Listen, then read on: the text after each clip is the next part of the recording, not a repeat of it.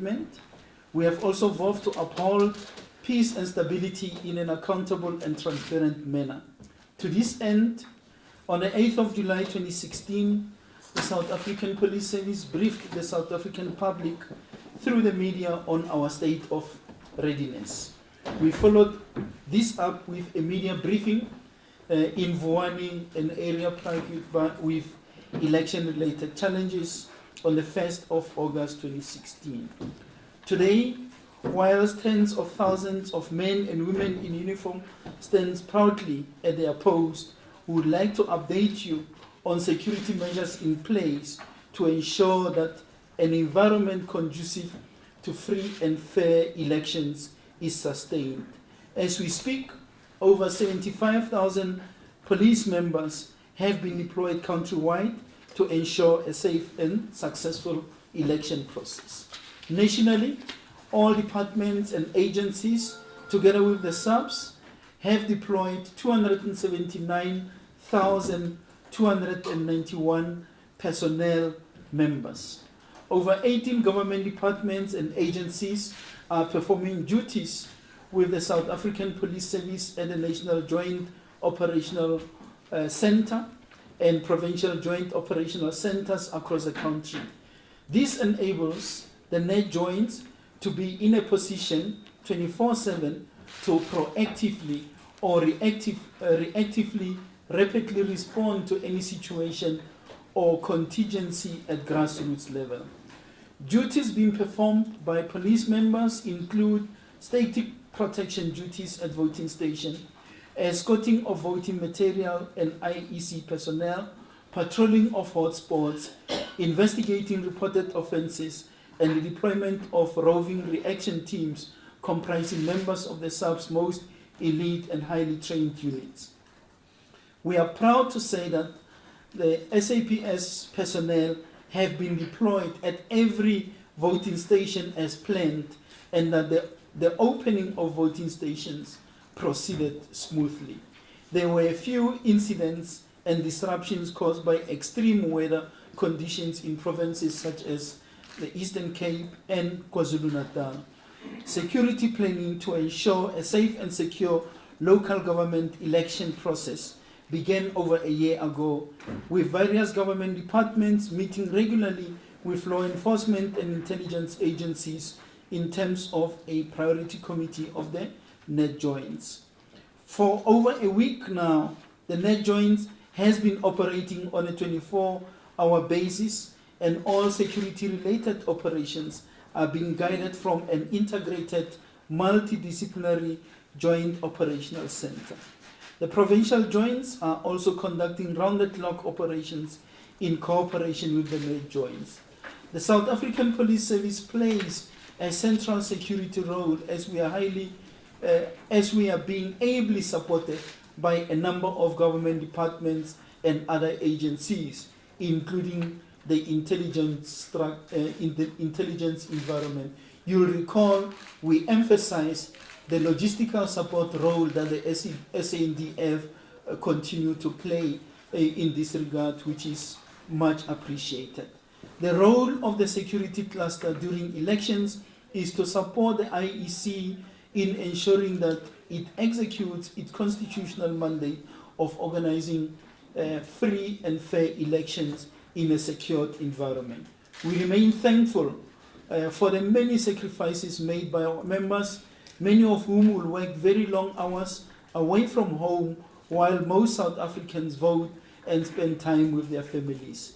The patriotism displayed by our security forces and essential services personnel does not go unnoticed. We salute them.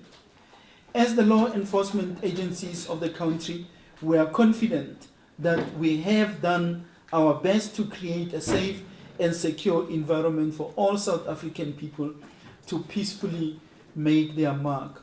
We shall remain in place to allow our citizens to celebrate the results of the voting in a peaceful environment. But again, we call upon the communities and all role players to remain responsible and to respect the rights, lives, and property of others.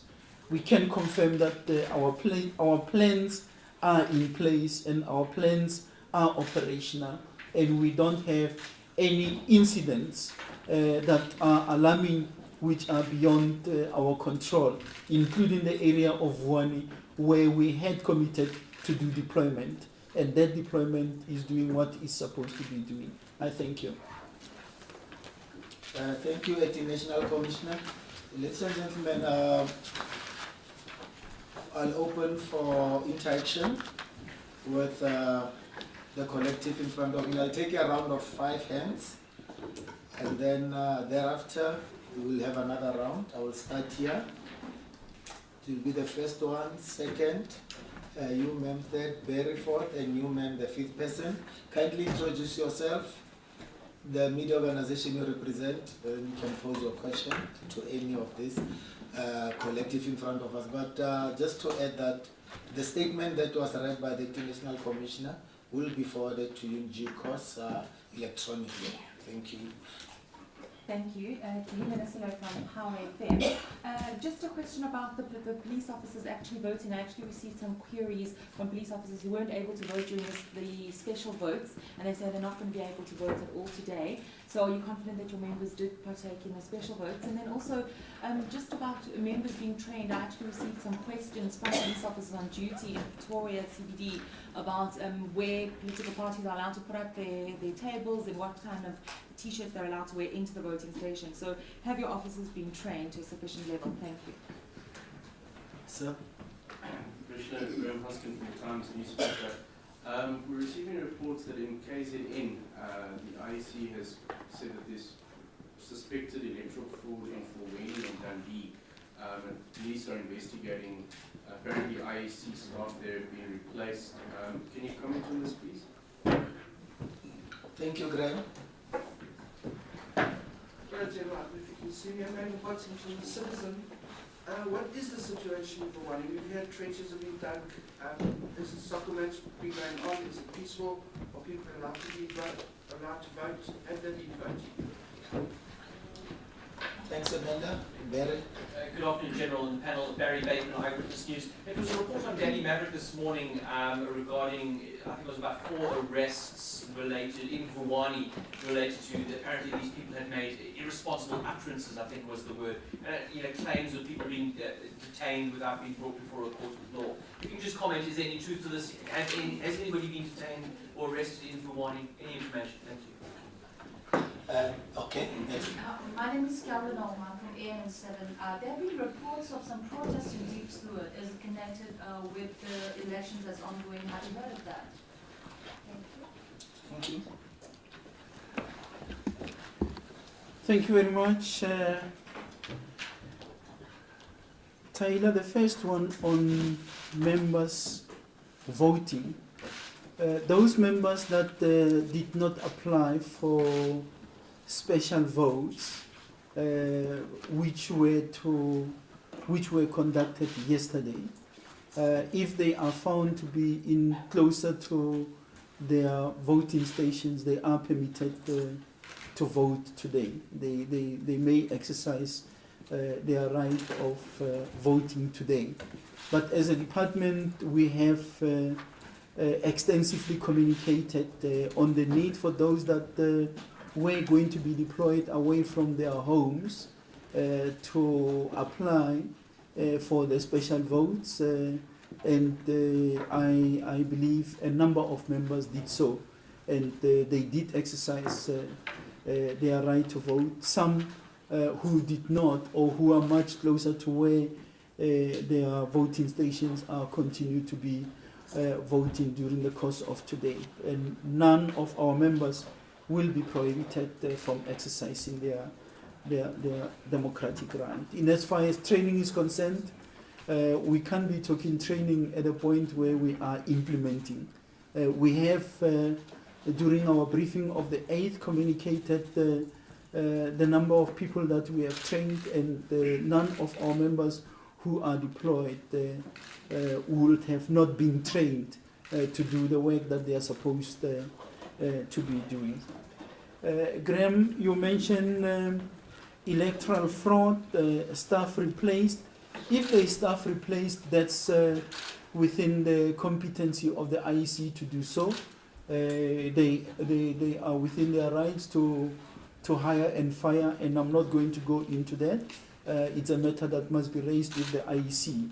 If there is any electoral fraud case that is lodged with the police, that case will receive the necessary attention through the investigation, and if there are people found to have contravened the law or to have committed the related crime, they will be brought before the courts. In terms of Vuwani, there is nothing wrong if people decided to play soccer on this day. I was just doing observations. I went to Mamelodi, I went to Treville. I see people in the streets going on with their normal business. Playing soccer is not prohibited, and it's not going to draw the attention of the police at all. Ours is to ensure that the environment is conducive for people to cast their vote, and we are doing very well in that regard. We had said that there are 56 voting stations in Vuwani, and each and every one of those stations is going to be manned by police people. We will ensure that the electoral material is delivered there. We will secure the IEC personnel, and we are doing exactly that. Yesterday, for example, there was special votes. We did say that 14 voting stations will be operational. The last count of the 32, 34 people that were registered for special votes, I think about 14 of them had casted their vote. So we are very satisfied as law enforcement agencies with our plans to ensure that an environment is created for people to be able to exercise their democratic right. Barry, the question on the Vuwani arrest, yes, I can confirm that there are people that were arrested.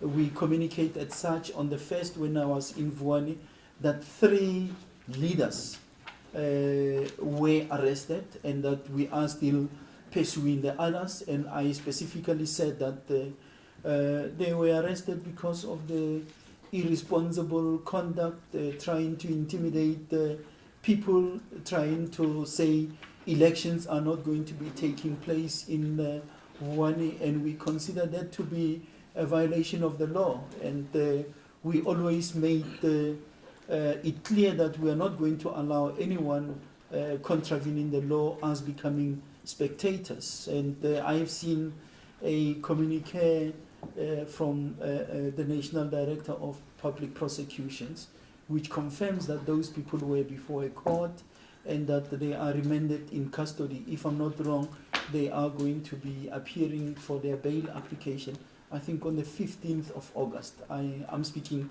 under correction. But yes, 3 of the leaders in that area are behind bars, and we will continue to pursue anyone who continues to make these irresponsible statements and trying to intimidate people and trying to prevent people from exercising their democratic right. In as far as deep slot, I'm not aware of a deep slot protest action which is underway. We had incidents of those nature, but we respond accordingly.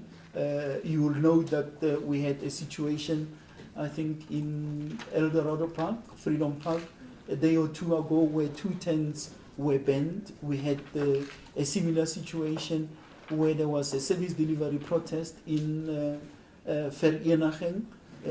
I won't say that there is no such a protest, but if it is there, the police will do what they are supposed to be doing to make sure that it is not impacting at all on people exercising their democratic right. Thank you. Thanks. I see a hand there. And Graham, is there any other hand? We'll take, that will be the last round of questions, National Commissioner. Okay. Commissioner, would you be kind enough to confirm the charges being faced by the three in Vuwani and confirm as to what the, as to whether the case was put on the roll? See, some of us come from a background where the police will arrest the person and after elections they'll say the charges have been withdrawn, and yet there were no charges right from the start. Could you confirm the charges and whether the case was on the roll? Thank you. May we kindly note the name and the media organization you represent for the benefit of the... Thank you. It's just that I forgot. My name is Fana Pete. I represent the SAPS News. Thanks, Fana. Graham? Sorry, Commissioner.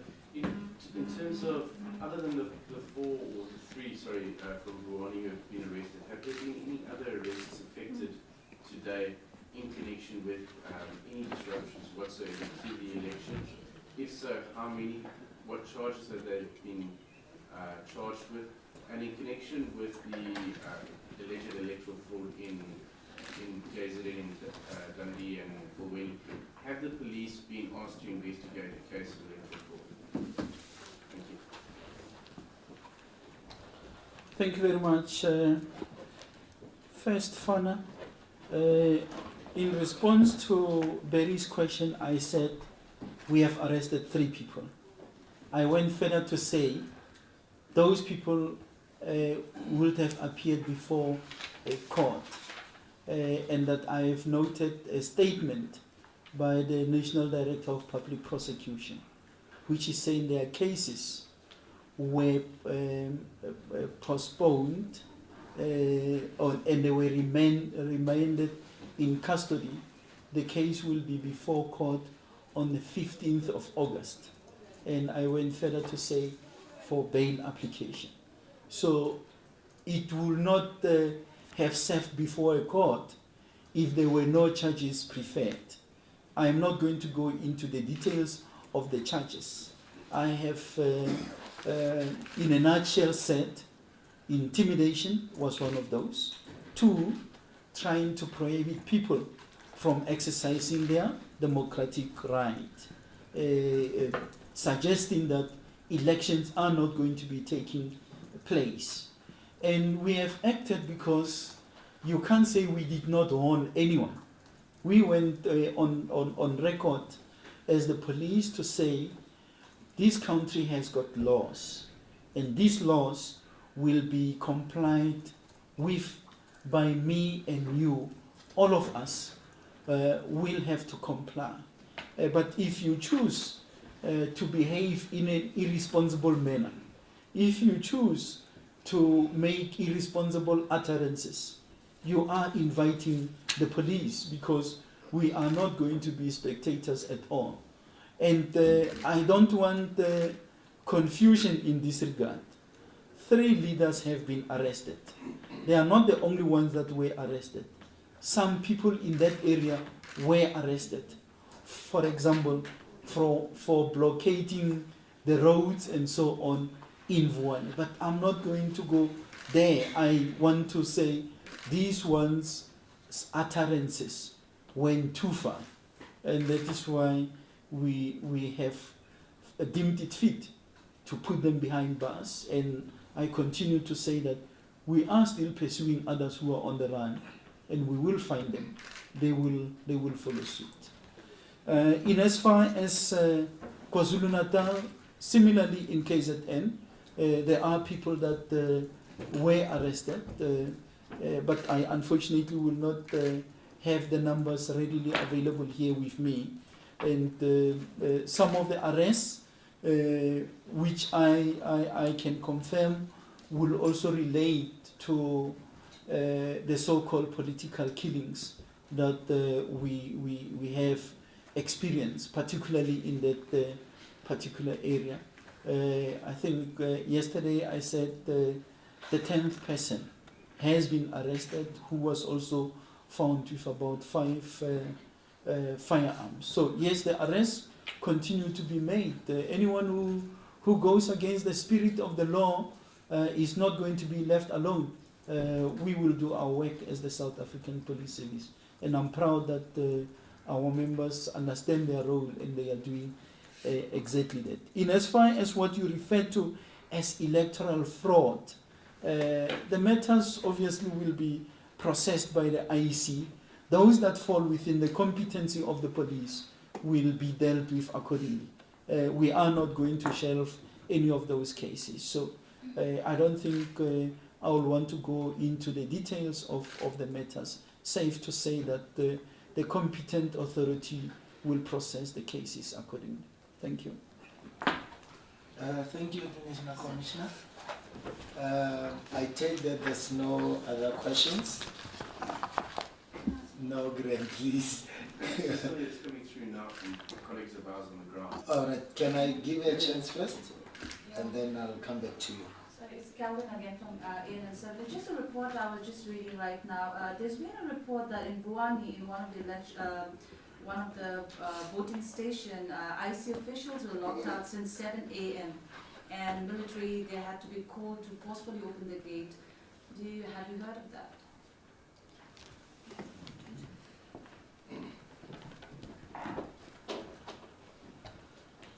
Don't you think it's a good job? That's what we said. We are having the SANDF to provide logistical support where there is one or other reason why we are not able to enter a facility. The defense, for example, will support us by providing tents so that voting can take place. No act is going to prohibit us from allowing South Africans to cast their vote. So you must express our appreciation to your colleague for having made that observation, because it means that as law enforcement agencies, we are doing what we had committed to do. So, General, one last question. A colleague at the University of Johannesburg at the Bloemfontein campus who's reporting that students who were expelled over the fees must fall protests and that are being prevented from, allegedly by security, from going onto the campus to vote. Do you know if the police are assisting in any way to get the voters onto the campus there where they've been registered? Graham, we are on record saying that everyone who is eligible to vote will be allowed to do so. It is not in our posture to prevent anyone from exercising their democratic right. So I am not aware of those details that you are talking to, but if there were to be any such, it will be dealt with accordingly. It's not our business to stop people. Ours is to make sure that we create a conducive environment for people to cast their votes. Thank you, International Commissioner. Ladies and gentlemen, thank you for responding to our invitation. This press conference has come to its end. Thank you. Have a nice day. Bye.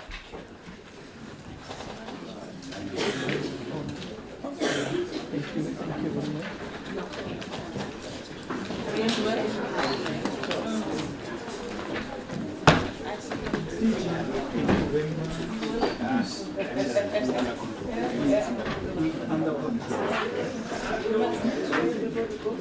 Yes.